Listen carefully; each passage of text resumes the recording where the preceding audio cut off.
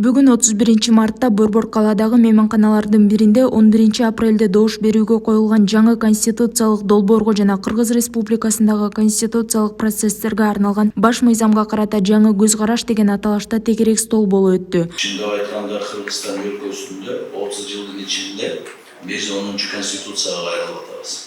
Талкууга Конституциялык кеңешменин мүчөлөрү, эксперттер, Борбор калаадагы университеттердин профессор, саясат таануучулары катышты. Азыр эми ачык эле үйлөдө эле бир кожоюн болуш керек. Ошон үчүн мен ойлойм, ошо конституция азыр өзгөрүлөт, эл кабыл алат. Талкууда сунушталып жаткан жаңы конституциянын артыкчылыктары жана кемчиликтери тууралуу айтылды. Бирок эми бул конституцияны алып таштайлы, референдумга койбойлу, дагы талкуулайлы деген менен эчтеке чыкпайт.